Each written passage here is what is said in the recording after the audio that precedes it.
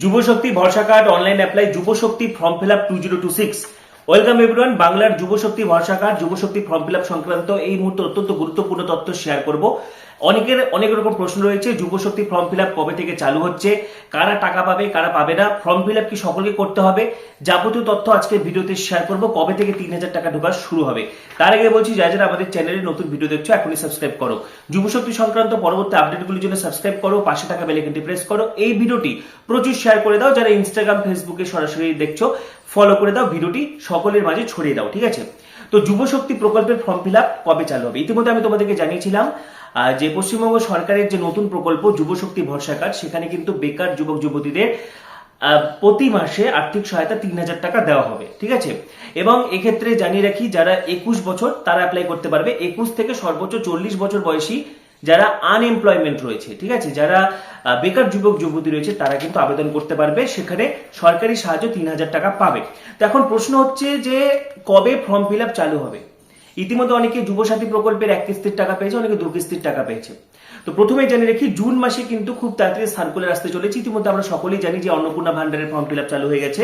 অন্নপূর্ণা ভান্ডারে online form fill up, offline form fill up, ইতিমধ্যে offline form fill up চলছে, কদিন পরে অনলাইন ফর্ম চালু হবে। ইতিমধ্যে 13 পাতার ফর্ম ঘোষণা হয়ে গেছে, ঠিক আছে? তো প্রথমে বলা হচ্ছিল যে যারা লক্ষ্মীর ভান্ডার পাবে তাদের অটোমেটিক্যালি ট্রান্সফার হয়ে যাবে, কিছু করতে হবে না।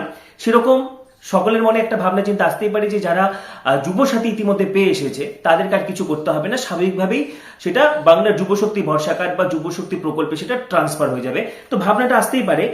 কিন্তু যখন লক্ষ্মীর ভান্ডারের যাচাই প্রক্রিয়া ভেরিফিকেশন শুরু হয়, তখন দেখা গেল যে প্রচুর ভুয়ো অ্যাকাউন্টে কিন্তু টাকা ঢুকছে। প্রায় 30 লাখ অ্যাকাউন্ট কিন্তু ভুয়ো। সেখানে দেখা যাচ্ছে যে কারো 2-3টে অ্যাকাউন্টে টাকা ঢুকতো, কোনো কোনো পুরুষরাও টাকা পেত।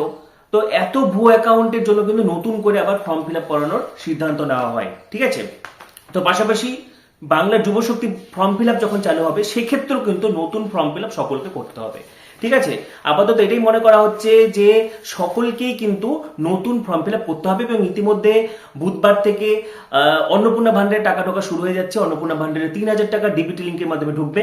এবং তারপরে আশা করা যাচ্ছে যে জুন মাসের মধ্যে কিন্তু যুবশক্তির নতুন সার্কুলার জারি হতে চলেছে, ঠিক আছে? জুন মাসের মধ্যেই যুবশক্তির নতুন সার্কুলার কিন্তু জারি হতে পারে। ইতিমধ্যে আমরা সকলেই জানি যে অফিসিয়াল ওয়েবসাইটও কিন্তু ওপেন হয়ে গেছে। যেটা বাংলার আগে যুবসাথী পোর্টাল ছিল, সেটাকে কিন্তু যুবশক্তি করা হয়েছে। সেখানে গেলে কি কি ডকুমেন্টস লাগবে এগুলো আগে বহুবার দেখিয়ে দিয়েছি। তো প্রপার কিন্তু আবার ফর্ম ফিল আপ সকলকেই করতে হবে, কারণ অনেকেই ভুয়ো মাধ্যমিক পাস বা অনেকে মাধ্যমিকের রেজাল্ট না দিয়ে শুধুমাত্র অ্যাডমিট কার্ড দিয়ে অনেকে টাকা পাচ্ছিল। তো সব রকম ভেরিফিকেশন চলছে। ইতিমধ্যে কিন্তু বিডিও লেভেল, এসডিও লেভেলে ভেরিফিকেশন চলছে। বিডিও এবং এসডিওরা ভেরিফিকেশনের পর সেটা জেলা শাসকের কাছে রিপোর্ট করবে, তার ভিত্তিতে লিস্ট তৈরি হবে। তো আপাতত কিন্তু নতুন করে ফর্ম ফিল আপ সকলের জন্য হতে পারে এবং এই বিষয়ে খুব শীঘ্রই কিন্তু সার্কুলার আসতে চলেছে। অন্নপূর্ণা নাম নথিভুক্তকরণ শুরু করেছি। তার প্রথম পর্যায়ে আমরা 3000 টাকা করে টাকা ট্রান্সফার করব আগামী বুধবার দিন। আপনারা কেউ বিচলিত হবেন না। প্রত্যেকের বাড়িতে যারা ফর্ম ফিল আপ করতে পারবেন না, তাদের প্রত্যেকের বাড়িতে আমাদের পক্ষ থেকে লোকেরা যাবে। আমাদের লোকেরা গিয়ে আপনাদের ফর্ম ফিল আপ করে আনবে। এতটুকু বিচলিত হবেন না, বিভ্রান্ত হবেন না, গুজবে কান দেবেন না, কারণ আমরা চাই প্রকৃত প্রাপক। কিন্তু হয়তো 11-12 পাতা দেখে মনে হচ্ছে যে আমি কি করে ফিল আপ করবো। তো আমরা চেষ্টা করছি সেটাকে যদি ইজিয়ার করা যায়, কারণ আলটিমেটলি দেখুন, এটা 11-12 পাতা যে ইনফরমেশন, সেই ইনফরমেশন দিলেই যে আপনি অন্নপূর্ণার ভান্ডার পাবেন সেটা কিন্তু নয়। কারণ আগামী দিন অনেক কেন্দ্রের যোজনা আসবে এবং সেই যোজনাগুলোর জন্য আমরা ইনফরমেশন ডেটা নিয়ে রাখছি। কিন্তু এই ডেটার বেসিসে কিন্তু আপনি অন্নপূর্ণার ভান্ডার পাবেন কি না, অন্নপূর্ণা যোজনা পাবেন কি না পাবেন তা কিন্তু নয়। সুতরাং এখানে ভয় পাওয়ার কোনো বিষয় নেই। আর যে বিষয়গুলো আমি অলরেডি ক্লিয়ার করেছি, যারা ভোটার লিস্টে নাম নেই, যারা আমাদের দেশের ব্যক্তি নয়, যারা একাধিক বিয়ে, যারা ইনকাম ট্যাক্স দেন, যারা সন্তানদের গভর্নমেন্ট সরকার অনুমোদিত ইনস্টিটিউশনে পড়াননি, তাদের আমরা এর মধ্যে, আর কেউ যদি ইনকাম ট্যাক্স দিয়ে থাকে তাহলে আপনি কেন নেবেন? মানে এটা একটা আপনার তো নেওয়াই উচিত নয় আমার মনে হয়। তো এটা আমরা দেবার তো কেউ নেই, এটা তো মানুষের টাকা, আপনাদের টাকা, আপনারাই আপনাদের দিচ্ছেন। সুতরাং আমার মনে হয় যে আসল মানুষগুলো যাতে, অনেকে বলছে যে আপনি তো বলেছিলেন, মুখ্যমন্ত্রী বলেছিলেন যে যা লক্ষ্মীর ভাণ্ডারে হবে সেই নামটাই ট্রান্সফার হবে। আর আমরা তো জানতাম না সেই সময় যে কোনো পুরুষ, এত পুরুষ তারা লক্ষ্মীর ভাণ্ডার পেয়েছে, ভাবতে পারেন?